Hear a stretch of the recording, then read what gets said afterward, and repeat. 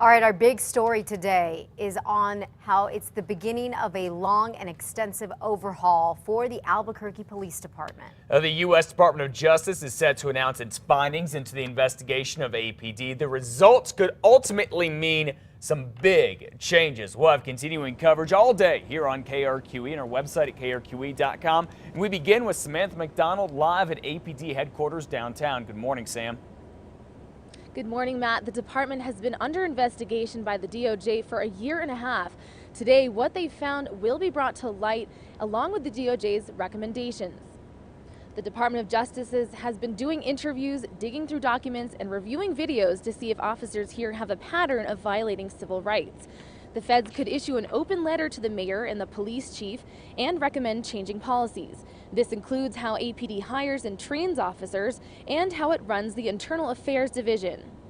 I don't want to speculate, but whatever the findings may be, it's going to be something that not only we as a department need to face, but as a community need to face. We're going to be glad to get the results. It's a situation where I think as a city, particularly in light of the James Boyd officer-involved shooting incident, where we want to hear what the DOJ has to say. After the DOJ releases its report, the city and the feds will work out an agreement to make those changes, and it's likely the DOJ will put a monitor in place to make sure it happens. Back to you. All right, thank you for the update, Samantha. Now, in a statement released earlier this week, APD Chief Gordon Eden says, and I quote, "This is a positive development, and we welcome the findings of the Department of Justice." He then goes on to say, quote, "We will continue to work cooperatively with the DOJ to implement the best practices for our community."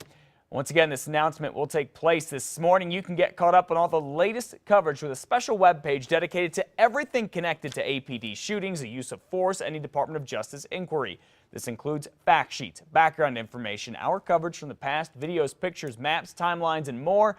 To get to it, just go to KRQE, links at krqe.com. Similar DOJ investigations around the country are indication APD could be in for some painful and expensive changes.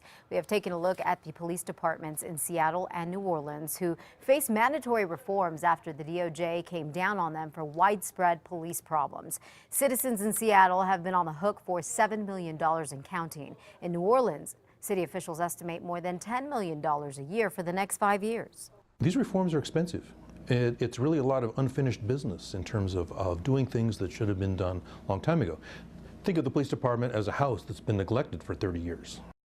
News 13 will have complete coverage on the DOJ report. We will carry the news conference live starting at 10 this morning on KRQE and on krqe.com. We will also have live reports throughout the day as the story unfolds in our newscasts and again online at krqe.com.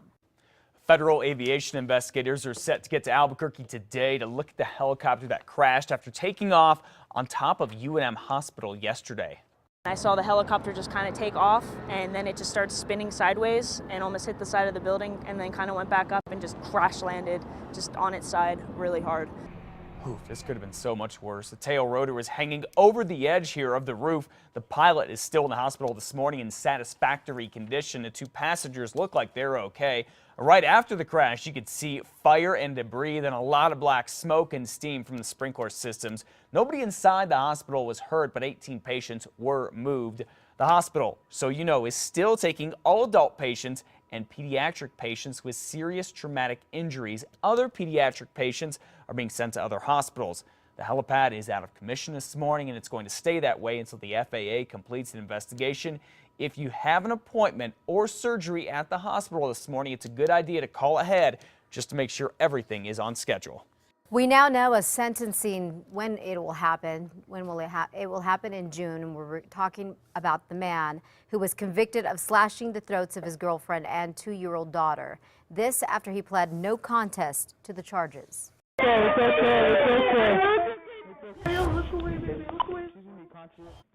It was a dramatic and gruesome scene. Police say Chi Livingston had been playing a samurai video game hours before attacking his girlfriend and daughter in the middle of the night back in November of 2011 at an apartment complex near the foothills. Yesterday, Livingston's attorney says his client suffers from schizophrenia and that he was having a schizophrenic hallucination when he went on the attack. Both victims ended up surviving. He faces 3 to 18 years in prison.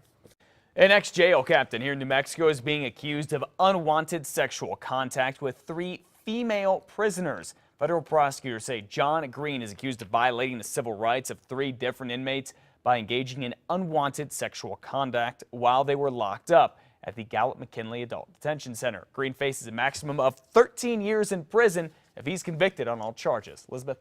Eastern New Mexico University is mourning the loss of one of its students today. Investigators say a member of the university's bull riding team, 20-year-old sophomore Irving Urquijillo, was practicing Tuesday night when he died.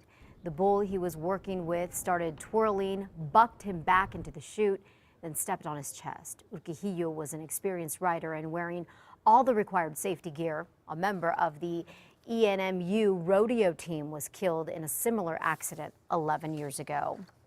A New Mexican described as one of the biggest fan favorites in the history of modern wrestling has suddenly died at the age of 54. Scottsdale police say James Hellwig, also known as the Ultimate Warrior, collapsed and died outside of a hotel there Tuesday. They say it appears to be over some sort of a medical condition. Hellwig, who lived near Santa Fe, was inducted into the WWE Hall of Fame just last Saturday. Well, this morning, a basketball tournament here in New Mexico is defending its decision to not allow a talented 10-year-old girl to play on a boys' team. Remember earlier this week, we told you about the Jalen Bates, pint-sized superstar, who says the girls simply aren't enough competition for her. New Mexico Select, a youth basketball organization, is refusing to let Jalen play on her 4th grade boys club team at its upcoming tournament. The tournament's rule, only boys on boys teams. The group's executive director, Joseph Jaramillo, says the rule keeping Jalen off the court is not new. Even though girls have played before, the rule is being enforced more strictly this year because of some complaints from parents, we are told. Mr. Jaramillo says Jalen's not being kept out because she might embarrass the boys, though.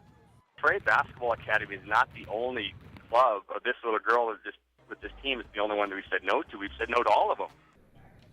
Jalen's family now has an attorney, and the plan is to file for an injunction within the next couple of days. That is one of the most talked about stories on our website, krqe.com. Right now, you've got some thoughts on it. Please go share them. We're looking at those, paying attention. Exactly.